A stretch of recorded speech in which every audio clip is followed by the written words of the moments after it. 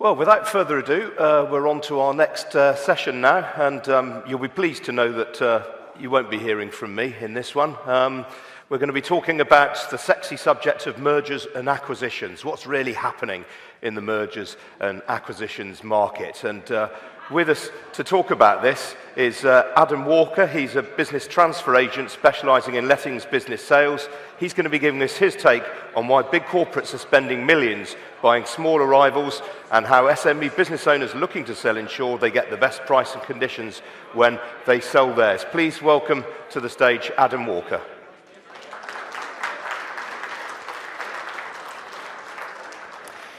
Well, good afternoon, everyone, and thank you for coming to my session. Over the last 32 years, I've sold 700 letting businesses worth about £1 billion. And so far this year, we've sold more than we did in our first 8 years in business. I've never known a market that has been this busy. And for every acquisition that you read about in the press, and there seems to be one almost every day at the moment, there are probably 3 or 4 more on which there's no publicity at all, because they're bought by investors and consolidators who don't want to attract any attention to themselves. It's all done under the radar, and they carry on trading under their existing names and make no announcement at all. So it really is extraordinary, the pace of mergers and acquisitions at the moment. So the question is, why are so many businesses being sold right now? And I think there's some push factors and some pull factors. The pull factors, the first one is basic mathematics. If an independent business is doing £1 million a year turnover, if it's well run, it might make £150,000 profit, about 15%. If you pick that turnover up and put it into a business next door, then with all the economies of scale, they will make about £500,000 a year profit. It's just extraordinary how it changes. And when you think of all the economies of scale, you've got no premises, no advertising, no right move. The big firms are making good use of prop tech, so the salary costs will go down. All the central costs like HR and compliance are centralized and cost a lot less. They'll be selling extra products like deposit replacement insurance, which is a big money maker for them. They'll be charging higher fees, and they'll be achieving very often higher rents. So you add that together, and a 50% net margin is very, very easily achievable as a fold-in. So if they buy it for 4 times its turnover, they're getting an absolutely astonishing return on their capital. The other factor is that private equity just loves businesses that have got a recurring income stream. And it's not just letting agents, they're buying veterinary practices, dental practices, accountants, anything that's got recurring fees. And probably the final factor is the prices. The prices for a good managed letting business are at an all-time high, and they've probably doubled since the Brexit referendum vote. So you add those things together, and there's no wonder that there's so many acquisitions going on. There's also some push factors. The first is that a lot of business owners started their letting agency in the early 90s when the buy-to-let market took off. And they're now getting to be of retirement age. They're in their 60s, sometimes, late 60s. So retirement is calling them. The second factor is that the cost of running any business, and particularly a letting agency, has gone through the roof. There's been huge salary increases recently, utility bills have gone up, and we've just had inflation in just about every aspect of our costs. So that means the profit margins are not nearly as great as they used to be. The third factor is the increased compliance burden. And we've had a lot of people who've sold businesses because they're just so terrified of the fines that they have to pay for a tiny compliance mistake. We had a poor lady in a northern city who'd taken on a HMO property, a very big, very high fee. She just couldn't resist it. And 2 weeks after she took it, she was charged with 52 different offences under the HMO regulations. And she said, well, nothing to do with me. I've only just taken it. But of course, she's the agent and becomes liable for those things immediately. And the legal fees that she incurred in trying to defend herself were so great, she ended up selling the business to pay for it all. I mean, it's just extraordinary, the fines that can be incurred. There's a lot of concern about the Renters' Rights Act. That's been covered extensively already today. But a particular concern is that it's going to end renewal fees, and that means that the let-only model is no longer going to work. Because if you put a tenant in and they stay for 5 years and you earn fees for the first 12 months and nothing after that, that's not really very much of a business model. So we're going to have to fundamentally change the way that we charge for things. And there's also legitimate worries about landlords selling up. Now, personally, I think that's been overstated. I think most of the landlords who are going to sell have probably already done so, and they were the ones with big mortgages that trebled in cost after Liz Truss's mini-budget. So they had to get out because it wasn't stacking up anymore. But the older landlords who've got no mortgages or small mortgages, they might threaten to sell, but the reality is that when they look at the size of their capital gains tax bill, they won't actually go through with it.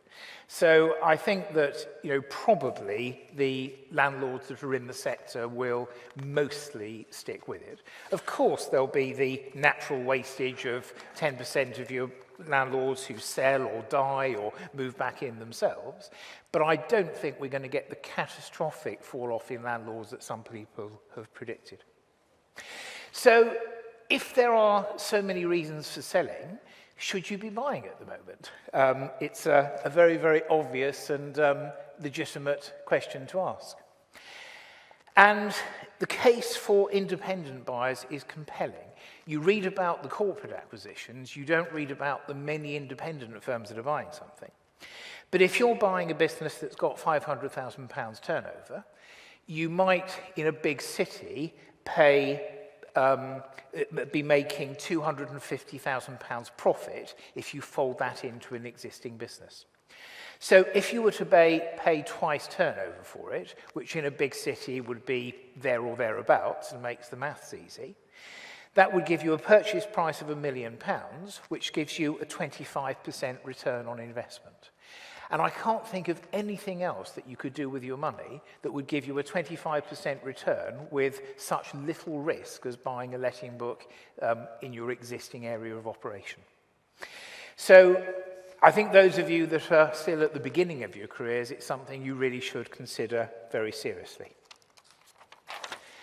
So what sort of businesses are in demand at the moment? Well, it's certainly letting businesses, not sales businesses. That's what the market is looking for. And to get a premium price for your business, you really need to have at least 50% of your turnover from lettings and 50% sales. If it's less than that, it will be less saleable and certainly won't get a premium price. They're certainly much more interested in managed properties than let-only properties. Because of the Renters' Rights Act, let-only properties are going to become less profitable.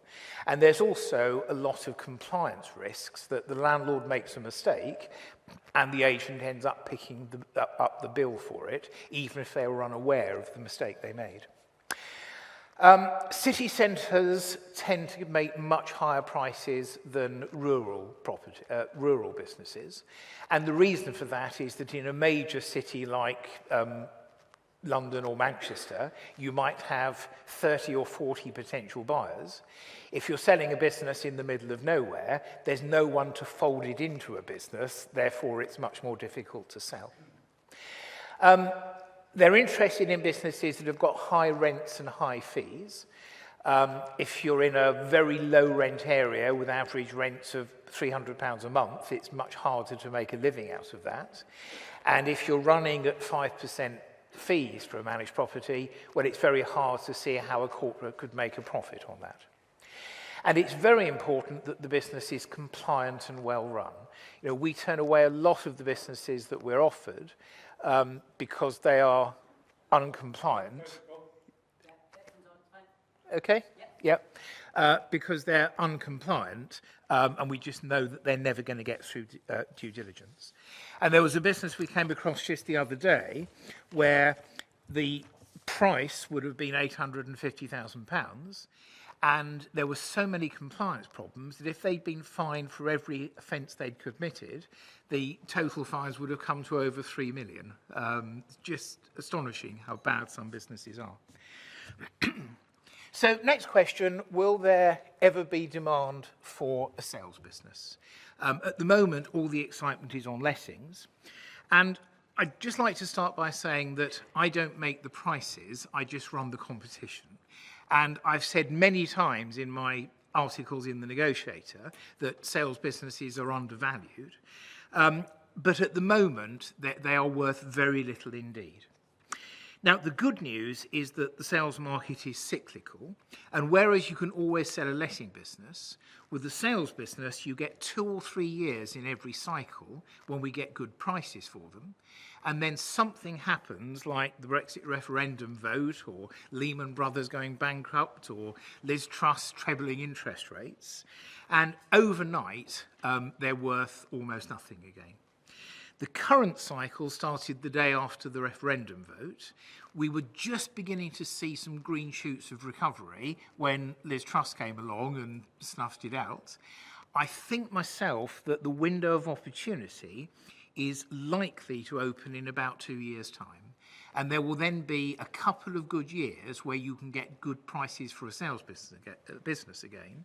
And then inevitably something else will happen that will kill the market and the cycle will repeat itself. So it's not all despair, and the price of a good sales business could probably double when the window of opportunity opens again. So if you are purely sales, just hold tight for a little bit longer.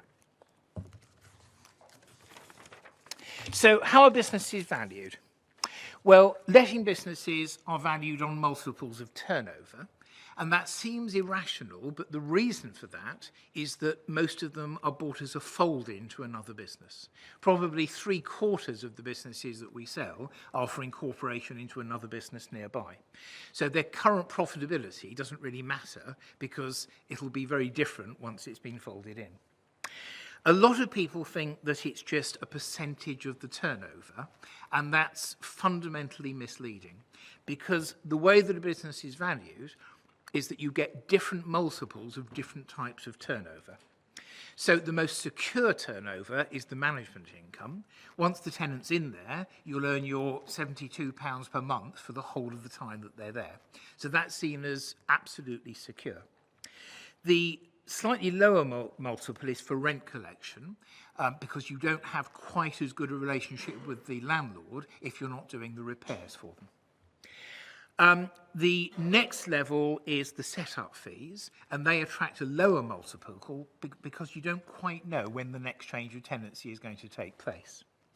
And the lowest multiple is for the let-only fees. A lot of the buyers won't pay anything for them, and those that do will pay a much lower multiple than they would for the managed income. And sometimes they won't pay anything for 12 months because their game plan is to convert them into managed or rent collection properties, and they will only pay once they've finished that conversion 12 months down the line. If you want a crude multiple, it varies between about 1.5 and 2.5 times turnover. There are extremes. If it's a let-only business, it might only make half of turnover or 3/4 of turnover. If it's a scrappy business with compliance problems and lots of HMO properties and multiple landlords, you know, that too would be below 1.5 times.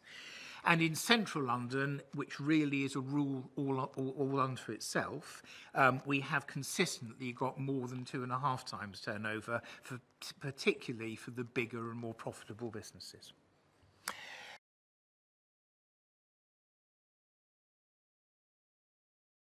I think it's ridiculous, but that's what the market calls it. So you only get the sole subject to contract value, normally paid as received.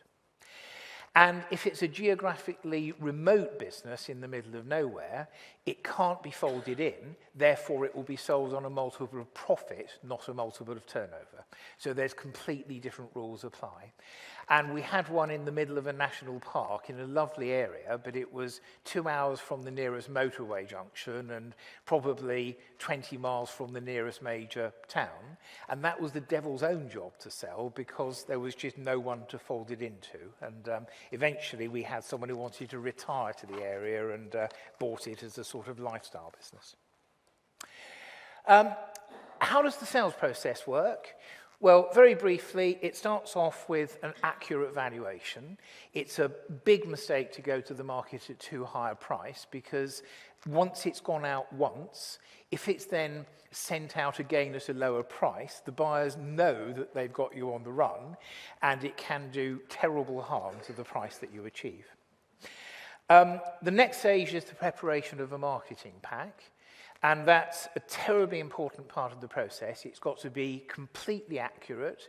It's got to have a comprehensive breakdown of the number of properties, the income from each area of the business. And it's got to correlate with the accounts to the penny. And it takes hours and hours and hours to do that. But if it goes out and it's wrong, the buyers will just disbelieve everything else that we tell them. Or worse still, we get to due diligence and then they chip the price because the figures they were given in the first place were wrong. So that really is a fundamental part of the process. There's then a list of buyers is sent out. In a big city, there could easily be 30, 40, 50 potential buyers for it. And we'll grade those into the best buyers that we know and trust, the buyers who are registered but have not actually completed a purchase, and the C list is people that have made an offer and tried to chip the price later, or pulled out for no reason, or have not behaved as they should have done in previous transactions. The marketing campaign is normally 4 to 6 weeks. That gives everyone a fair chance to look at the business, ask questions, and go and meet the owners. And it finishes with a closing date when we ask people to make offers on the same day. And that's how you get the competition going, but leave everyone feeling that they had a fair chance to buy something. And the most important part is the sales progression. For every hour that we spend selling something, there's probably 10 hours on the sales progression side. There are literally hundreds of things that can go wrong with a sale, and our job is to make sure that they don't. And the most common problem with the private sales is that the buyer makes an offer at a price they never intend to pay and then spends the next 3 months trying to find different ways of reducing it, which just leaves everyone feeling very cross indeed. The most common pitfalls, as I said, asking too much money, that can do terrible harm to the saleability of a business. And it's not like a house where it goes on at too much money, you don't sell it, you take it off the market, and 6 months later there's a new set of buyers have appeared. With a business, the buyers are in the market in the long term, and they will remember a business that was offered a year previously at too high a price. Inaccurate or incomplete numbers, involving too few buyers. If somebody approaches you directly, there is no way that you'll get as good a price dealing with them directly as you would if they know that they're competing with other buyers. Accepting the first offer that comes along, the first offer is very seldom the best one, and that's why we try and hold out to the closing date so that we've got a variety of offers to choose from. Probably the biggest one of all is focusing on the price alone, because very often the highest price is not the best price. And you've got to look at things like the payment terms. Are they paying £50 a week for the next 100 years, or is it 95% of the money up front? Do they want the premises, or are they going to leave you to dispose of the lease at your own expense? Are they going to take on all the staff, or are they going to ask you to pay all the redundancy costs? And another big one is the reputation of the buyer. Have they got a reputation for treating you fairly and completing on time at the price agreed? Or are they going to chip the price on the morning of completion and try and get an advantage in that way? And the last one is accounting tricks. There are probably 100 accounting tricks that they can use to give you a high price with one hand and then claw it back with the other. And terms like accruals and working capital and fees taken in advance and prepayments, they all sound like innocent terms, but they could mean tens or sometimes hundreds of thousands of pounds of money that should have been yours being stolen in the completion accounts. So it is very important to look at any offer in the round. What can you do to increase the value of a business prior to a sale? Now, I could cheerfully do a whole day on this, but just the absolute basics. The first one is to increase the revenue of the business by higher rents and higher fees. Now, a lot of businesses have got tenants who've been in their properties for many years, and the rents have not kept up with the increases in the marketplace. So if you've got a book like that, it is something that you can address for the time being prior to a sale. And sometimes simultaneously with the rent increase, you can push for a fee increase because the landlord, is still much better off. Converting the let-only properties into managed or rent collection properties, that's a big one. That will double the part of that part of the book, possibly treble the value of that part of the book. And one of the big corporate chains has just told 2,500 let-only landlords that they're no longer prepared to work on that basis, and they've managed to convert 94% of them into managed and rent collection contracts. And that's generated an extra £1.7 million of fees from that section of their book. And they had a professional telesales team in to do it. And also they made it clear to the landlords they weren't bluffing. And they said, look, if you don't switch to a managed or part managed contract, we will send your deposit back and you will have to manage the property yourself. We're having nothing more to do with you. And it was a hugely successful project. It's well worth having a compliance audit. There's a number of firms that will come into your office and spend a day or two going through the files and making sure there are no problems. A typical price for that for a single office letting business would be somewhere between £3,000 and £5,000. It's a lot cheaper than the fines, I can promise you. And even if you're not selling, I would urge you to consider getting a professional in to do that. And there's a number of different firms offering that service. And, we are constantly amazed at some of the problems that we find at audit. We sold a big firm of chartered surveyors with 180 staff who'd been trading for nearly 200 years, multi-million-pound turnover. And when the auditor got there, he said it was the worst business he'd ever seen in 30 years, and if the RICS had gone in, they'd have shut it down on the spot. That's how bad it was. And the partners were quite elderly. They'd put younger people in to run the business after they retired, and the young people they put in place were just not doing the job in the way that they should be. And it was such a mess that the buyer couldn't complete on it because they would have become liable for the problems the moment it completed. So we had to exchange contracts, give them 3 months to sort the mess out with their own team, and then complete on it after they knew that it was compliant. But that was one of the worst ones that we've had. And lastly, you need to deal with all of your known problems. So if you've got a problem member of staff, you need to get rid of them now, not allow them to scupper the sale when you go to market.